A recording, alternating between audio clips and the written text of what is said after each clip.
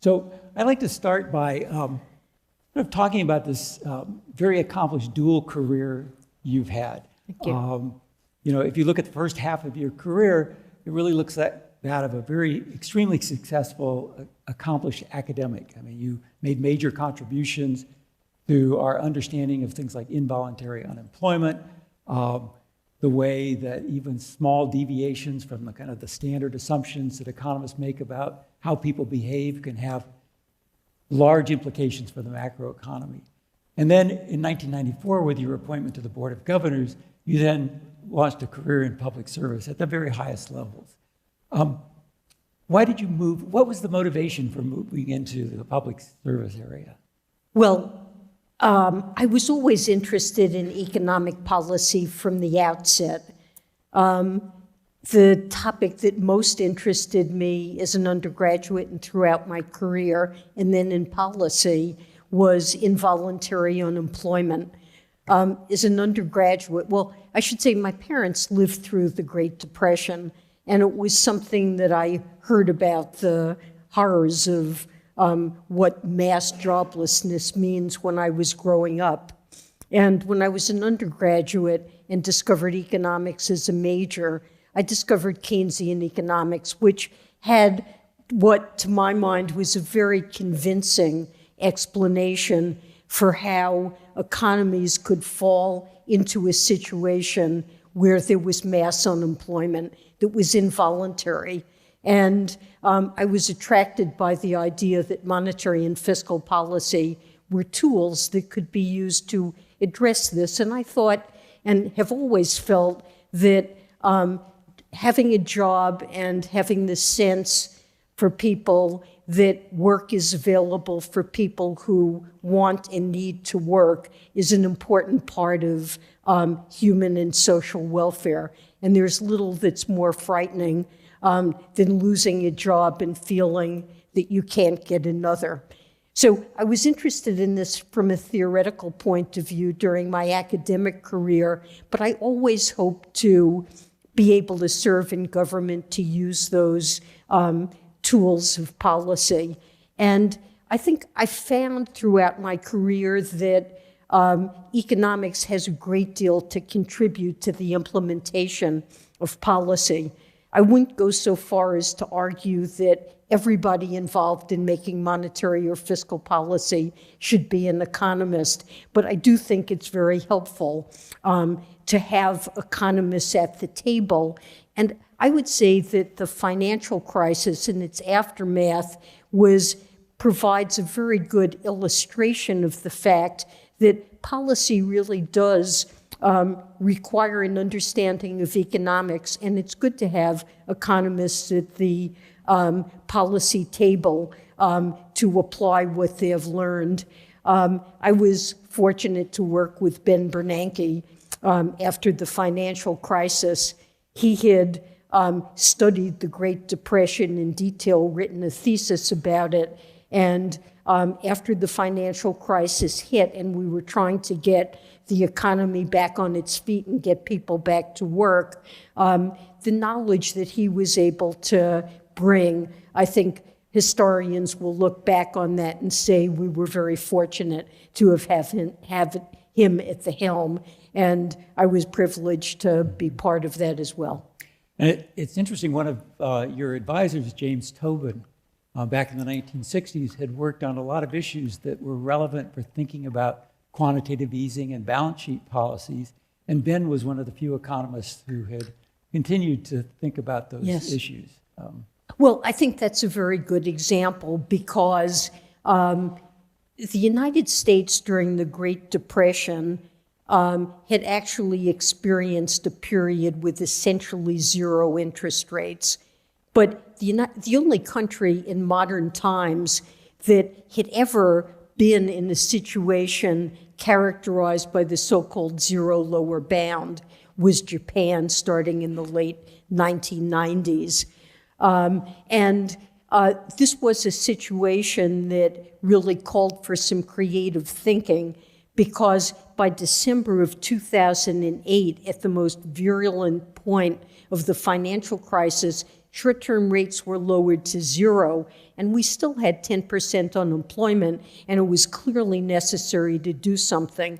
So I'd been a student of Tobin's, and I remembered the ideas that he had taught that potentially buying up long-term fixed income securities, treasury bonds, and mortgage-backed securities had the potential to lower long-term interest rates. So we thought we'd try it, and we ended up buying $3.5 trillion worth of those assets. So, but the Fed doesn't have to worry too much about paying for that, right? No, we normally didn't put it this way, but we paid for it by printing money. And that's one of the unique powers of a central bank. And I think economists will long debate and write papers about what impact that had on the economy. And we recognized that we were doing something that was a very large-scale program. Perhaps it moved long-term rates down by a percentage point or so. And some people would say that's not a lot, but I'm convinced, and I have not seen any evidence that this was a program that had adverse impacts on the economy. And it was a desperate situation, and we really did have to think outside the box. Mm-hmm.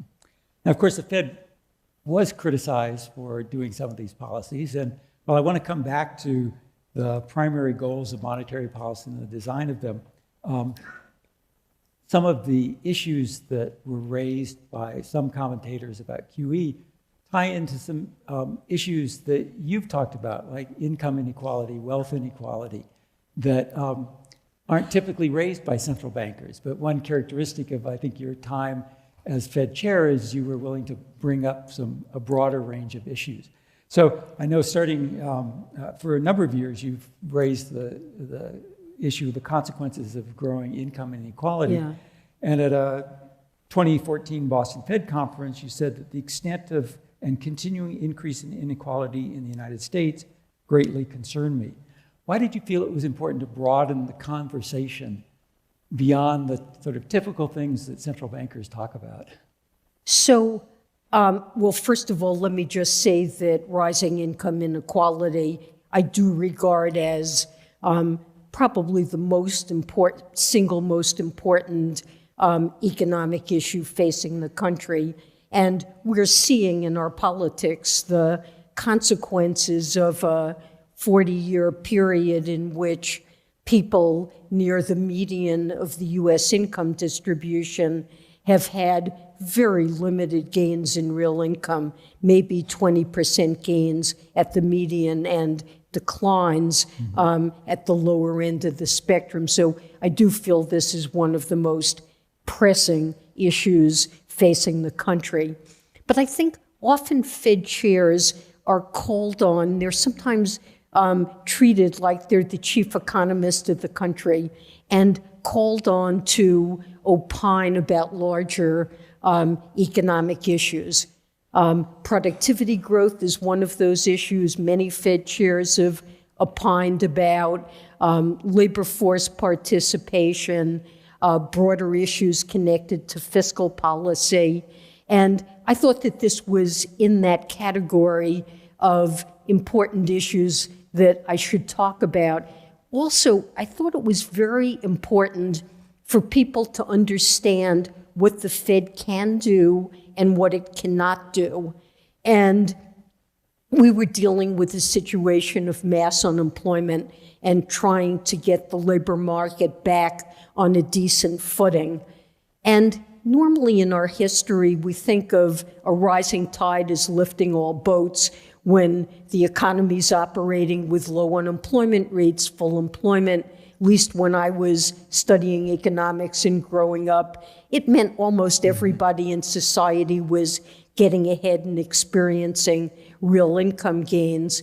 But in the United States, really starting in the mid-'80s, we've seen structural factors, including technical change that's biased in favor of those with more skills, and to some extent globalization have resulted in this large share of the American population that is just not, even in a full employment economy, just not feeling that they're getting ahead.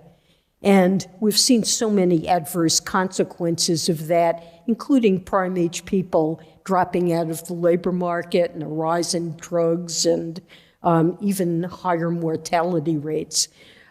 So I thought it important to educate people about what the Fed can accomplish and what it can't accomplish.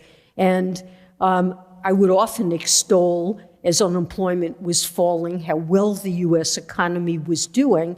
And people would say, what do you mean it's doing well? It's not doing well. And it's because even a strong economy and strong labor market isn't sufficient to totally address that trend. And I wanted to make that clear.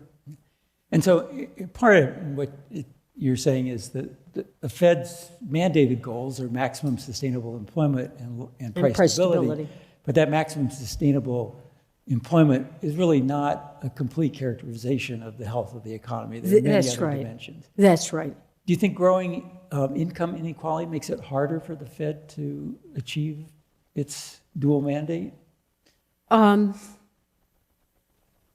What are you thinking of there? You thinking, I mean, one thing that people sometimes raise is the fact that such a large share of income is earned by high-income individuals who tend to save more. Is that what you're thinking of, the lower income? And in part, you can imagine an environment where then to stimulate spending, you have to lower interest rates more than you might otherwise, which may then push up asset prices, and people would say it's having wealth effects. I think that is one aspect of what has been happening in the U.S. economy.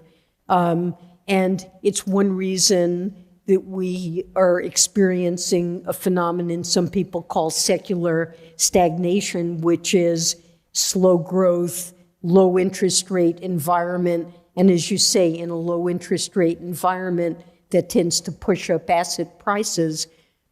Some people, members of Congress, often when I testified would say, well, you say you care about income inequality, but look, your low interest rates are pushing up asset prices, including stock market prices, and that's just exacerbating inequality of wealth, and aren't you doing the wrong things? So I thought it important to answer that question, and I will say that lower income people and all Americans having a job and having an income is probably the single most important determinant of economic welfare, and I didn't feel like we should be apologizing for putting people back to work.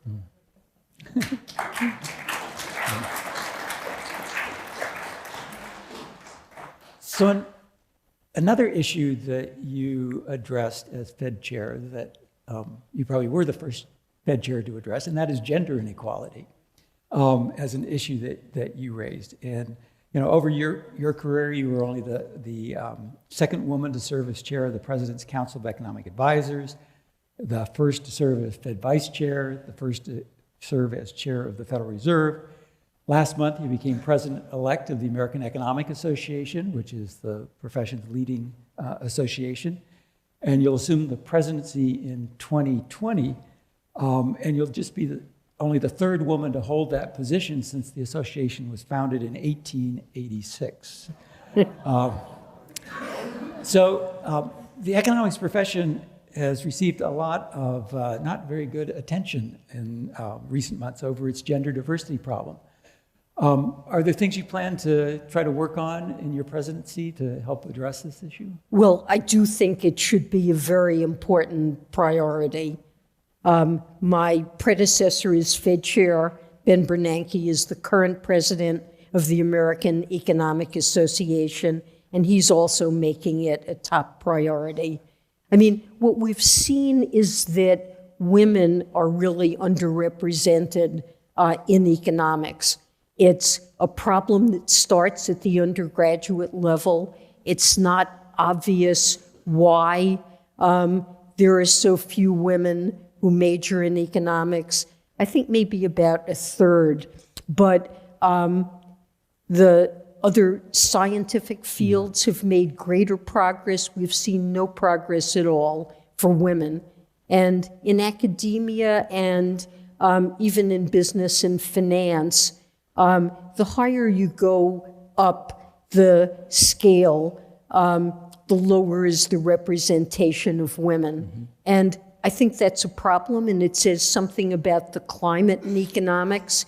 And there's been a lot of attention, especially since the Me Too movement, to what the climate is like in economics. And you probably know was an undergraduate student at Berkeley by the name of Alice Wu, who wrote an undergraduate honors thesis in which she looked at a website where economists, mainly in the job market, typically younger economists, it's like a gigantic chat room.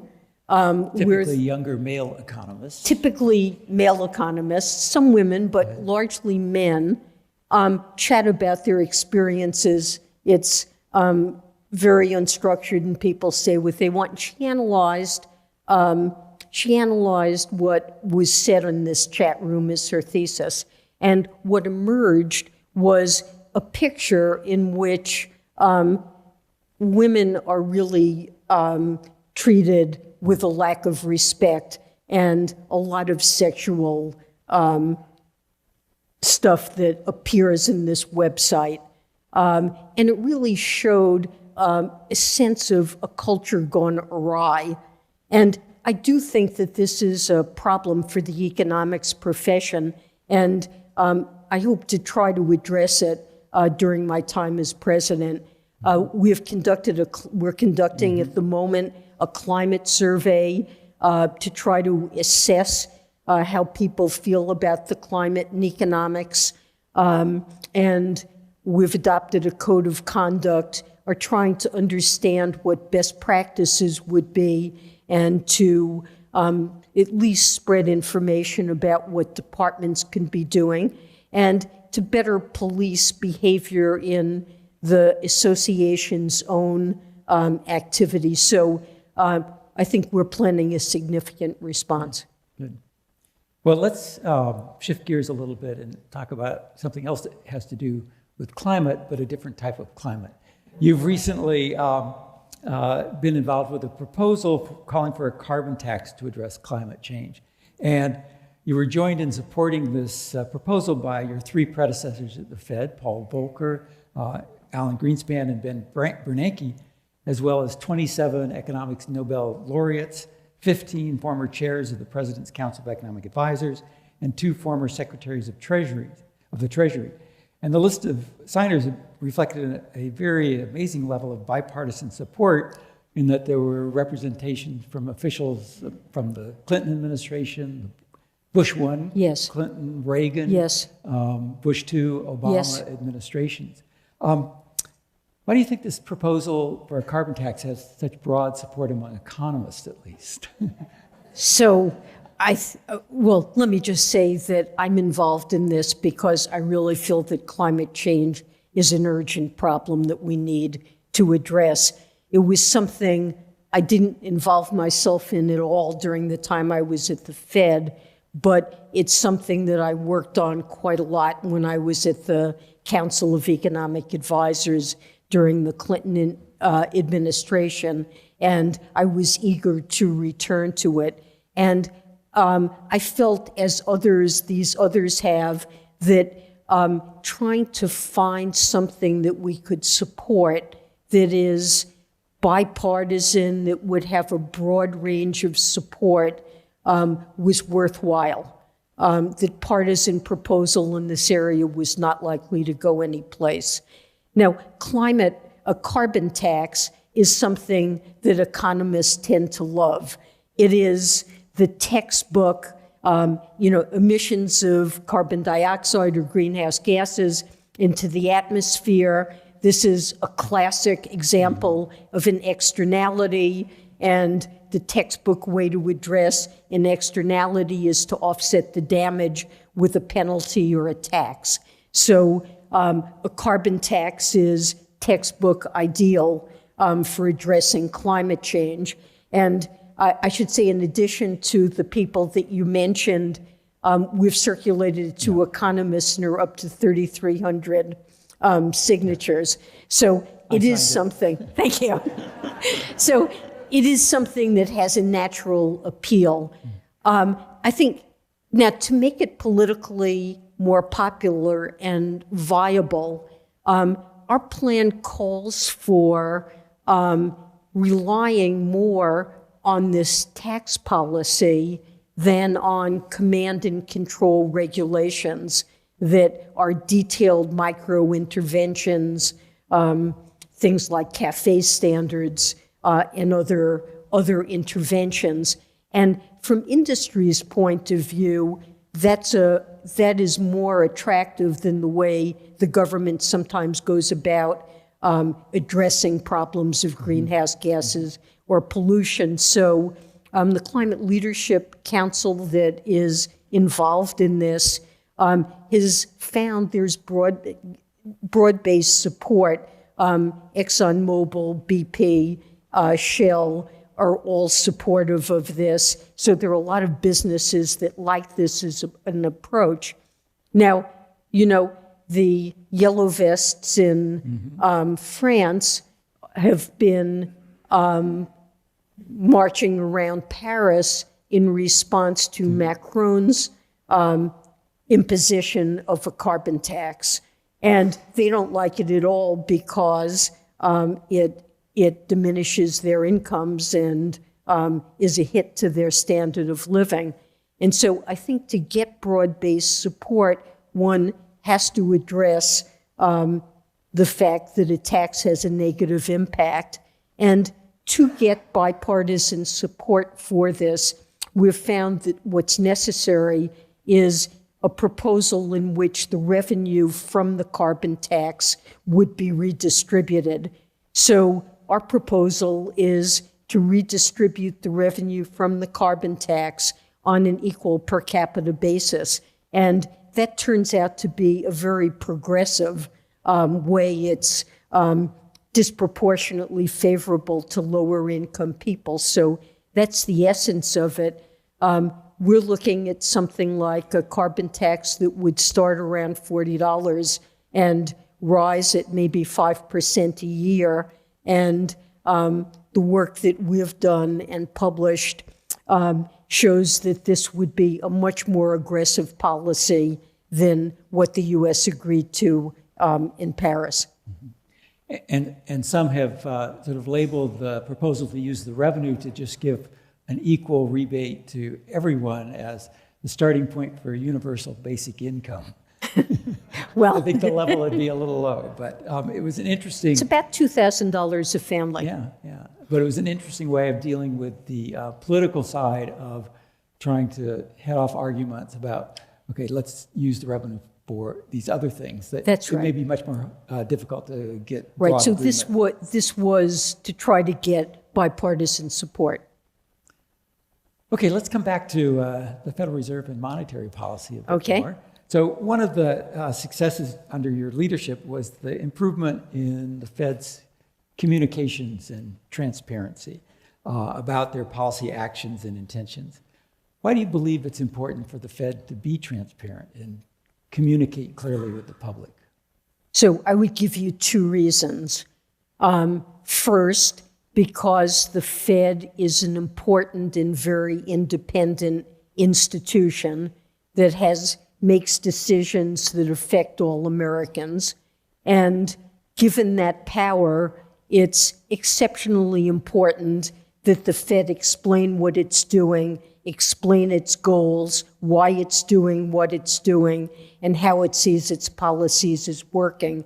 And that's central to establishing the legitimacy of the Fed as an organization acting to promote American social welfare. And the second reason is that talking about policy and helping market participants in the public understand it makes the policy more effective. And communications in its own right is a policy tool. So there have been a sequence of initiatives and communications. I mean, once upon a time, central banks were immensely secretive organizations. I remember a famous book called The Secrets of the Temple that I read when I was at Berkeley, and a famous governor of the Bank of England, Montague Norman, said, never explain, never excuse. And that now seems like ancient history. Right. And there was a time when the Fed would not reveal its target for the federal funds rate. That's true. And it was, so I became a governor for the first time in August of 1994. And the Fed, after a long period of keeping interest rates steady at a low level, started, Greenspan was chair, and they started raising rates in February of 1994, just a few months before I arrived. And it's hard for most people to remember this, but the Fed had never before actually announced a policy move they had made until that move in February 1994, when Greenspan insisted that their decision be announced immediately. That was the first time the Fed had ever actually announced a decision it had made and undertook. And then I think it's been steady progress since then. One of the important things I think that we did during the time that I was vice chair and Bernanke was chair was try to articulate clearly how the Fed regarded the goals of policy. We issued a statement of our policy goals and strategy. We adopted for the first time a numerical target for inflation of 2%. And it was especially important to do that because after the financial crisis, with this very weak economy, inflation actually fell below 2%. And I think it was unclear to most people whether or not the Fed regarded that as a good thing or a bad thing. Well, you know, if you really want no inflation or low inflation, maybe the Fed thought it's lovely, inflation's at 1%, and if it falls to 0%, that would be just fine and dandy. Well, that wasn't fine and dandy because inflation that's too low is a bad thing. And we thought by emphasizing we want 2% inflation and these lower inflation rates are not acceptable and not our goal, I think it would have been disastrous in that weak economy if inflation expectations had fallen. Later on, we realized with interest rates, short rates pinned at zero, that what we said to the public about the likely future path of policy could be very influential in influencing longer-term rates. So even in 2012, with still weak economy, the 10-year Treasury yield was running around 3.5%. And the potential to bring down those longer-term yields when we couldn't do more at the short end, that was what we were focused on. That's why we bought those $3.5 trillion of assets.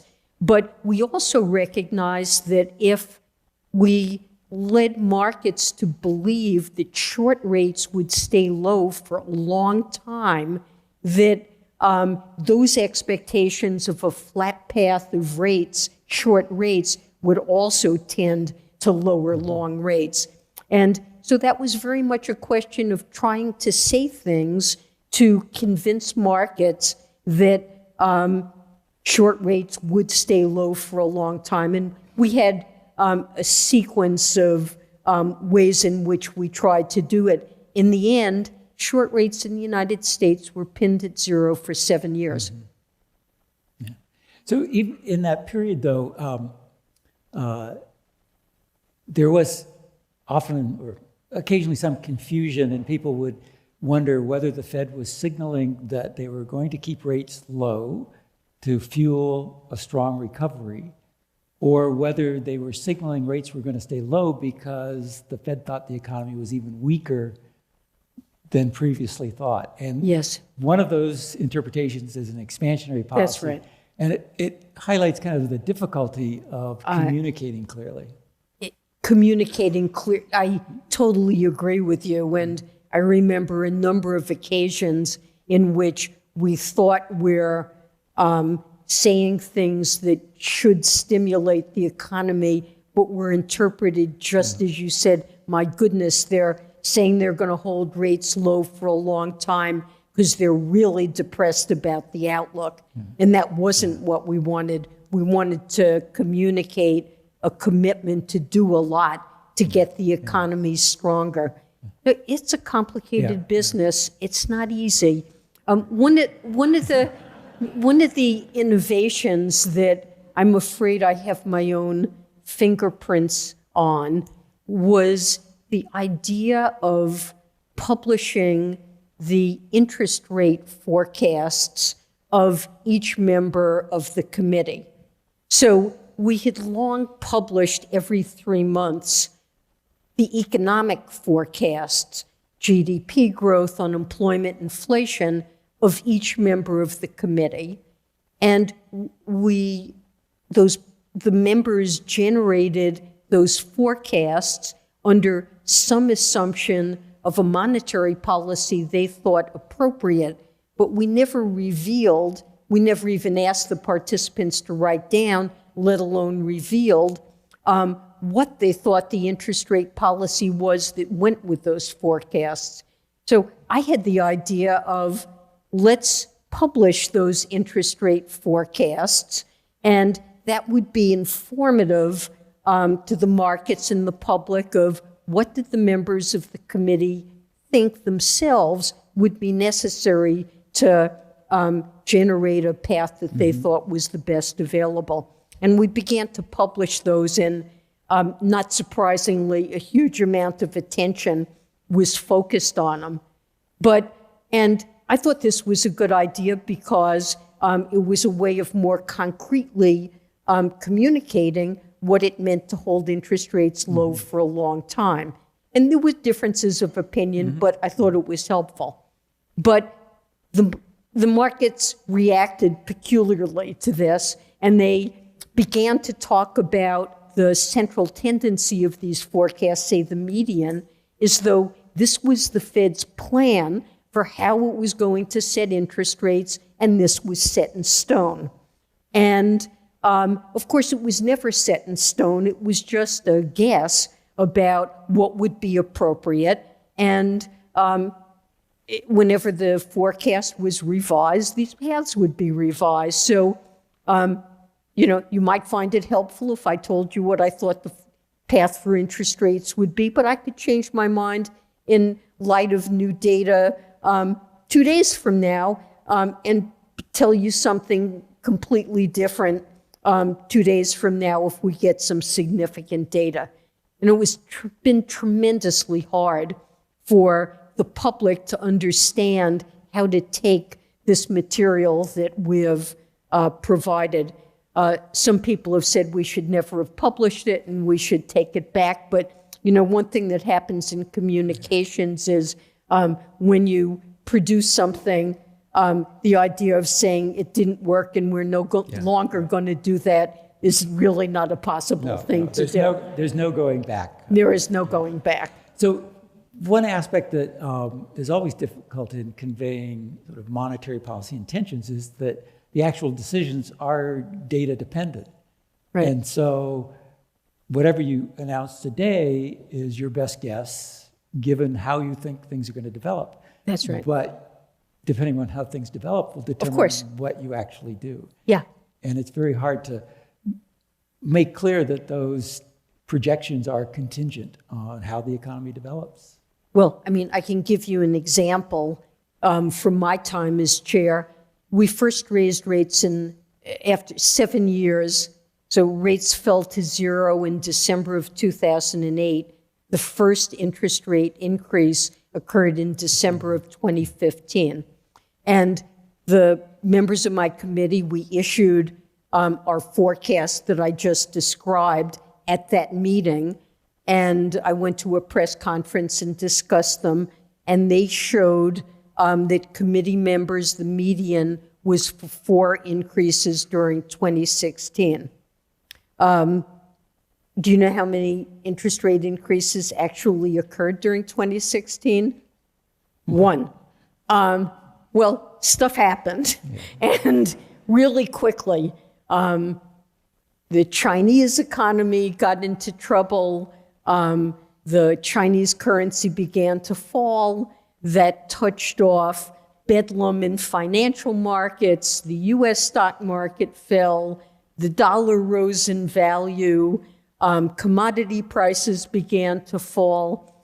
A few months later, the global economy looked so weak, and it looked like it would have so much impact on the U.S. economy. The next time people wrote down a forecast in March, it was for 2, and in the end, we did 1. So, so there really is data dependence, and of course there should be. Yeah. So coming back to a point you made about the 2012 adoption of the monetary policy strategy and the 2% inflation target as a symmetric target. So do you think the ECB, where originally they had 2% or lower as their inflation target, was a mistake because it did potentially lead to this environment where when inflation falls below 2%, people might think, well, they're fine with that. They're not going to try to bring us back to 2%. So you think the symmetry is important? I do think it's important, and especially at a time like we've been through when the economy is weak. We had 6 or 7 years in which inflation ran below 2%. We worried very much as the economy was recovering that people would think we regard 2% as an absolute ceiling on inflation. Now, think about that. If the economy is weak and inflation falls below 2%, and then people think inflation is going to be capped at 2% as the economy recovers, well, what is the average inflation rate in the economy? It never gets above 2%, and much of the time it's below 2%. So on average, inflation is less than 2%, and that's a recipe for inflationary expectations to fall below 2%, and that will tend to pull inflation down further. And this is a very dangerous situation to be in, especially in an environment. So many economists, and I put myself in this camp, think we're in a new environment now where the normal level of interest rates is going to be low. I think post-war history, maybe the average level of short rates in the United States has been around 4 or 4.5%. Many people think the average level of short rates going forward is going to be no higher than 3%. The FOMC is writing down 2.75%. That's if the normal way of conducting monetary policy is by moving short rates down, that's really not a lot of scope to conduct monetary policy. And the lower inflation goes, the lower short rates go. And so this would be a very dangerous development. And we intentionally added the word symmetric for people to understand, when you're in a long expansion, yeah, of course, inflation is going to be sometimes above 2%, and it's no worse a problem to have inflation above 2% than it is to have it below 2%. Now, of course, some have argued that the lower average level of real interest rates would call for increasing the inflation target so that you, on average, move market interest rates a bit higher. So when the economy does run into a slowdown, the Fed has more room to cut. What's your view on? So that is one view that one can take. The Fed is now engaged in an exercise over the next 6 months of seeking input from the public and reconsidering its monetary policy strategy. But they have ruled out as something they'll consider raising the inflation target. I think it's dangerous. If you're starting from scratch with no history and knowing that we're in this very low interest rate environment, one might have wanted to start with a somewhat higher inflation target. I would grant that. But I think there are tremendous benefits that have accrued to monetary policy from having inflation expectations low and stable.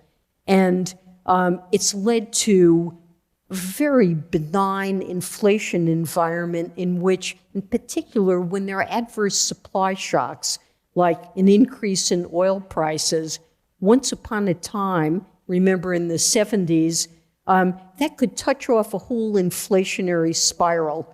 We don't have that anymore because the public believes inflation is going to be around 2%, and if oil prices go up and inflation is higher for a year or two, they think that's transitory. And that is very beneficial.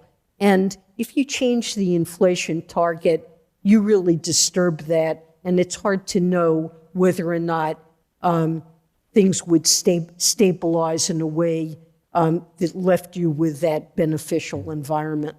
Yeah, certainly if we look back at the Volcker period, another episode where we had 10% unemployment, but in that case to try to bring inflation down, there's a large economic cost in getting it down. And then it's quite natural that once inflation expectations are anchored at a low level, one has to worry about letting them become unanchored. Because Yes. It's one thing to say, oh, we're going to raise our target, but will people understand that that means now we're going to have stable inflation just at a different level? Right. Yes, exactly. Yeah. So, an inflation target was part of a very broadly held consensus about monetary policy in the pre-crisis era.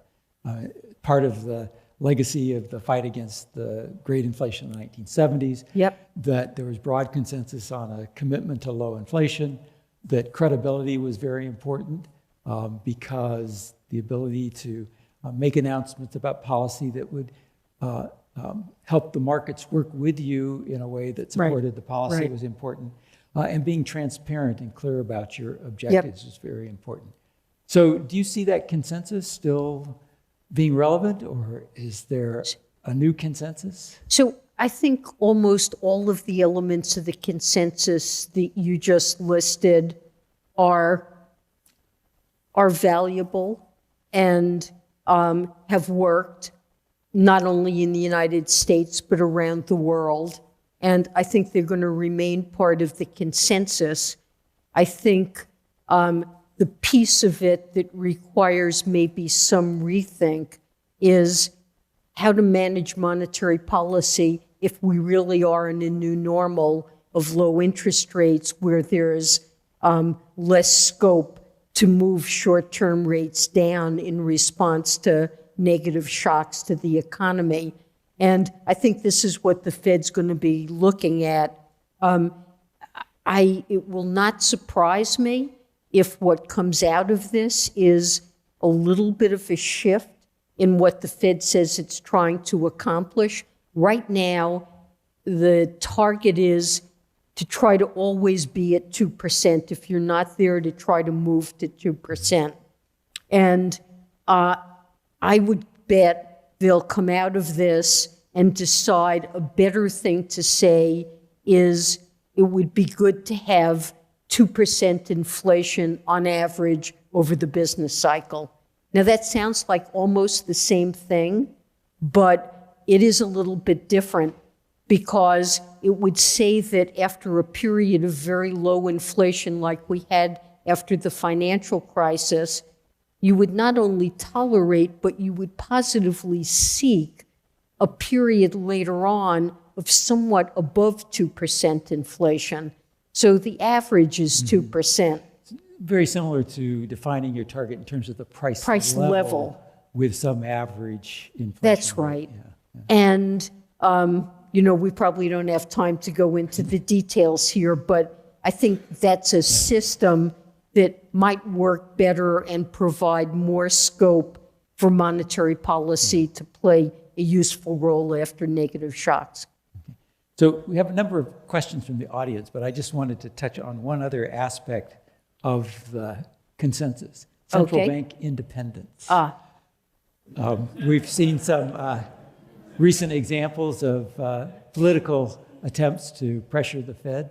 Do you feel independence is important? Is it threatened? I think independence is very important. The experience around the world is that macroeconomic performance is better in countries with independent central banks. Economies tend to be more stable and have lower average inflation. And typically what independence means is a central bank is disciplining the fiscal authorities, because the way in which you get very high or even hyperinflation is when governments decide they need to run deficits. Then it becomes expensive to sell debt and pay the interest on the debt. And they get the idea that, oh, I see a way to finance these deficits. Let me go down the street to the central bank and get them to print money and buy the debt that's being issued. And then inflation can become high or super high. And we've seen that all around the world, and giving independence to banks is a way to create that discipline. And, look what's happening in the United States. We have an economy that by the end of 2017 had a very low unemployment rate of 4%. And we had a huge fiscal stimulus, which is not what is normally called for in essentially a full employment economy. And this is a classic conflict type of situation between a central bank and a fiscal authority. Now, we haven't had commentary about Fed policy in many, many years coming out of the White House, and I'm sorry to see it, but it is the kind of situation where you would expect to get that kind of conflict of a central bank that has to take the policies necessary to keep inflation low and stable, in a sense fighting a fiscal expansion which threatens price stability at full employment. So I wasn't surprised to see some tweets coming out, but the central bank is very independent, and I assure you it is non-political in doing what it thinks is best. So you have a question from one of the high school students, which actually I think you just answered. It says, if the Fed owns lots of the national debt, why does it not just forgive it?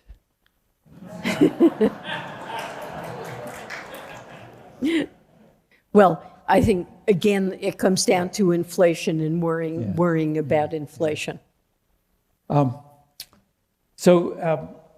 Last month, you were quoted as saying that the Fed may have made its last interest rate hike of the present cycle, and then just this past Wednesday, the Fed's new policy statement seemed to have borne you out.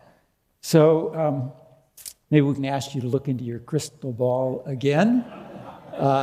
And so one question from someone in the audience talks about the current unprecedented economic cycle. It obviously can't go on forever. What are some of the factors that might cause a slowdown? So the two factors that normally are responsible for most American recessions are the Fed and financial problems. The Fed, why? Because sometimes inflation does get out of control. I guess Paul Volcker in the 1970s being the most extreme example.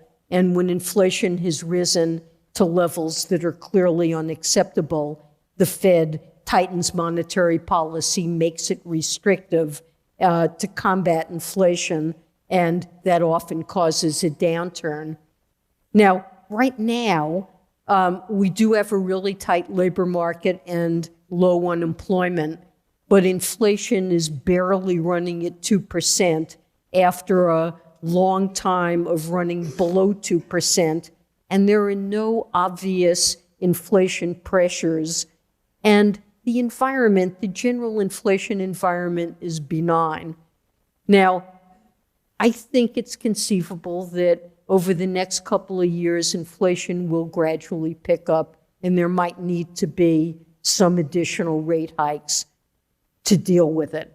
That is certainly a possibility, but it is by no means baked in the cake. And at the same time, there are downside risks to the expansion. A lot of global threats, a slowdown in China, Brexit. We're seeing a slowdown, tightening in financial conditions. And so there are downside risks to the outlook too. And in light of that, I think the Fed wanted to say there is no presumption that they'll respond to what they see happen in the economy.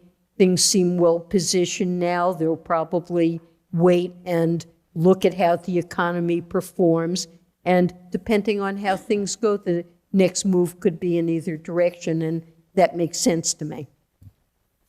So another question for the audience. You joined the Board of Governors as vice chair in 2010, and then served as vice chair and then as chair until 2018. What was the single most difficult period during your 8-year tenure, and why? You already said, the first several years you didn't have to change interest rates. Well, I was given, in some sense, a relatively technical task, which was I always felt we had a recovering economy. We had our foot pressed hard down on the accelerator for many years. And eventually all of that monetary stimulus in a strongly recovering economy would get to be too much. And it would be appropriate to back off the gas pedal a little bit toward something a bit more of a closer to a neutral stance. And I think my challenge was to figure out the right timing of that and the right pace to put that in place. We had also bought $3.5 trillion worth of assets and generally agreed that we should shrink our balance sheet, and how to do that without causing enormous disruption in financial markets was, in some sense, I'd say a technical and communications challenge. I think it went pretty smoothly. It need not have. I worried about it at various points. I think maybe the most difficult time in terms of monetary policy was this time I was mentioning after we first raised interest rates at the end of 2015. And now it looked like the global economy was really weakening. There were repercussions back on the United States. It may even have been that our decision to tighten monetary policy and the prospect of that had caused some of this disruption in the global economy, because our policies do have spillovers. And I felt it was necessary to recalibrate what we did. That's data dependence. And that was a difficult time, and there were a lot of disagreements among committee members about what the right thing to do was. So another question. As you said, the Fed ended up printing $3 to $4 trillion in buying long-term securities and mortgages. Why doesn't that lead to inflation? And over what time frame will it be unwound? Well, one reason it doesn't lead to inflation is that the Fed is operating monetary policy in a different way, a very different way post-crisis than pre-crisis. Before the crisis, the so-called money that the Fed created or printed paid no interest. But in the legislation that authorized TARP in 2008, the Fed was granted something that it long wanted, which was the ability to pay interest on the reserves or money that it created, the money in the banking system. And in a sense, that turns money into something that's more like debt and not what we used to teach money was. And the Fed is adjusting interest rates now as the economy recovers by its main tool is raising the interest rate that's paid on those reserves that are created. And so that divorces the asset holdings and the size of the balance sheet from the stance of monetary policy.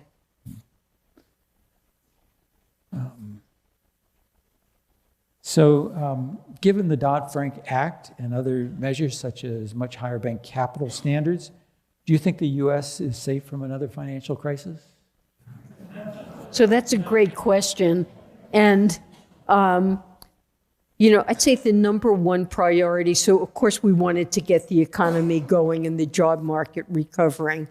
But the main priority in the aftermath of the crisis was to develop the ability to assess emerging risks to financial stability and to be better positioned to stem threats to the financial system. And Dodd-Frank created a roadmap to create a lot of regulations. So where are we? We have a banking system that is in much better shape than it was before the crisis.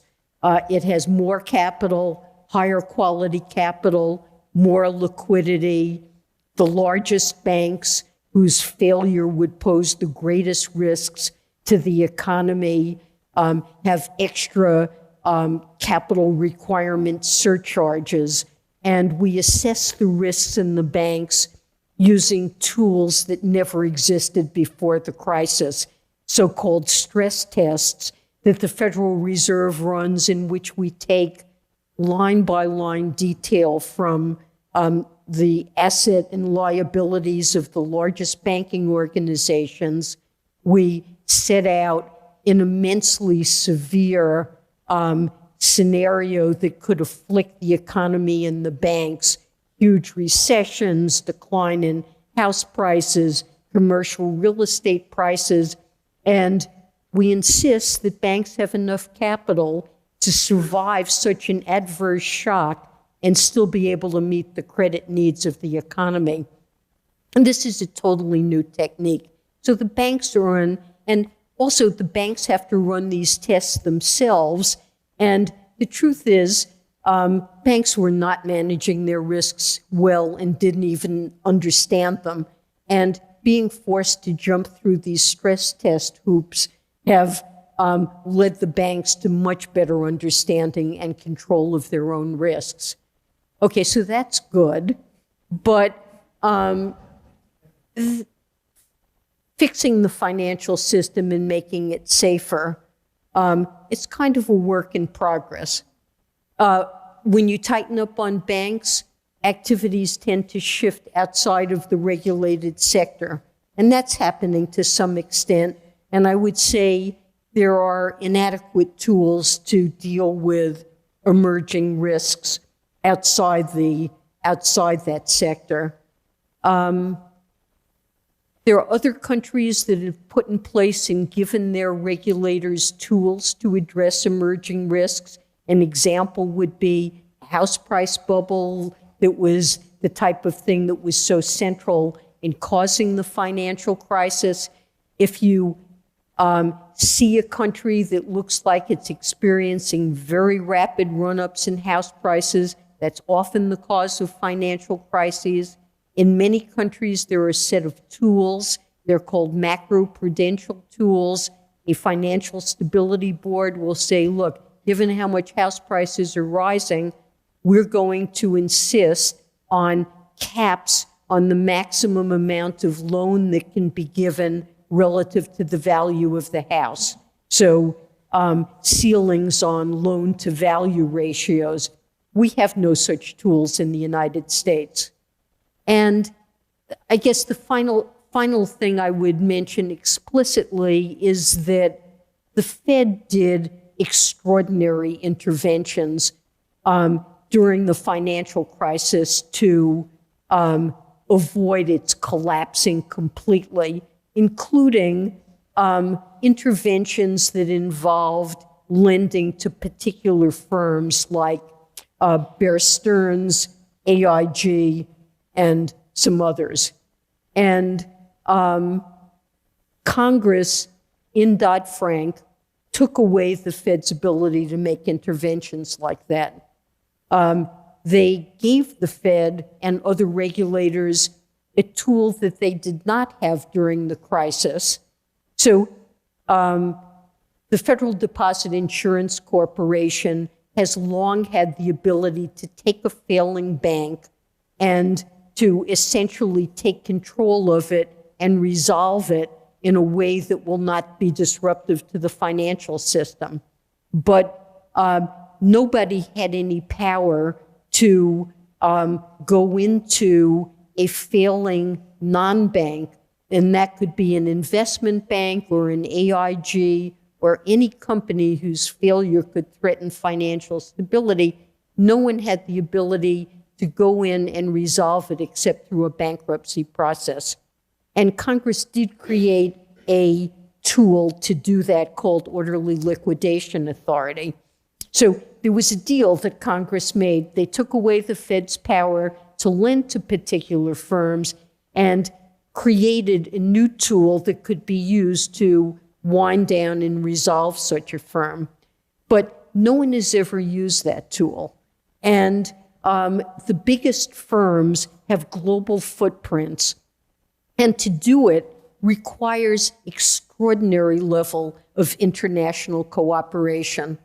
Now, during the Obama administration, we actually worked quite hard with other key central banks, including the Bank of England, to talk through and work out how, if we found out on a Friday afternoon an entity like Citibank or Barclays was failing and wouldn't be able to open their doors on Monday morning, how we would use the weekend to put together a package that would enable us to assure markets everything was under control on Monday morning.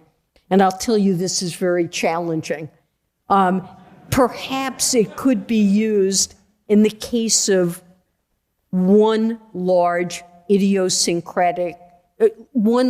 firm failing for some idiosyncratic reason. I have the hope that if some firm were affected, who knows by what, but something that affected it and not everyone else, that maybe with some continued hard work, this would work. To the best of my knowledge, this work is not continuing. And if we ever have a crisis that hits many firms simultaneously, this is something that just can't work. So I think the Fed now lacks the powers that it would need to intervene in a crisis, and that really concerns me. So, I guess I'd leave this as an important question. I'd say glass half full, yeah, a lot of progress and a lot of important dimensions, glass still half empty. Okay. So I was going to ask you about what you see as the greatest risks over the next couple of years, 5 years, 10 years. I think you just articulated one potential risk there. But let me tie a few questions here for the last, because I think we may be running out of time. Both, hundreds of economists missed the financial crisis. Yes. And policymakers.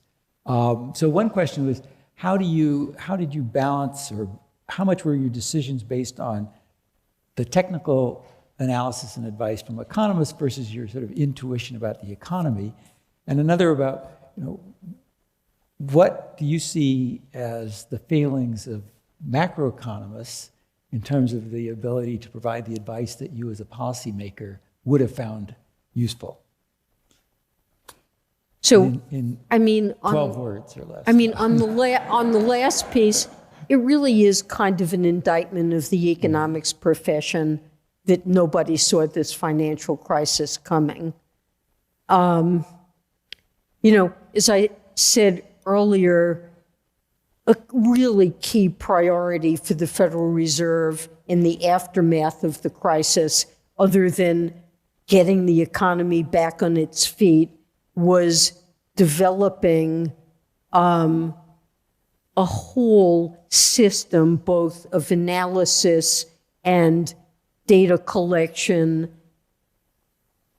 to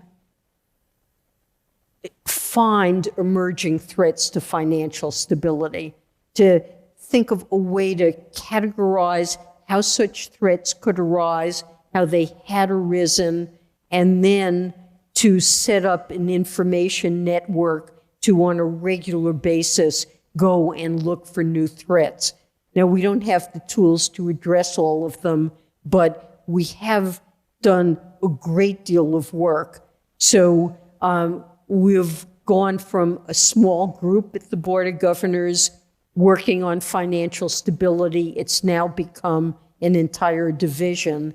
And, I think that's something that was learned from the financial crisis is there was very little theoretical work. Economists I can't recall ever taking or teaching a course in which there was a serious analysis of systemic risk. How does it arise? What are the things that you would look for? What are empirical methods to detect the emergence of systemic risk?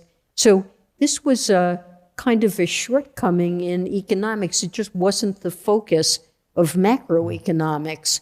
And I'm encouraged to see there's now a growing literature trying to understand theoretically systemic risk, how it can arise, and empirical work trying to find practical ways to identify it. So, that is a problem.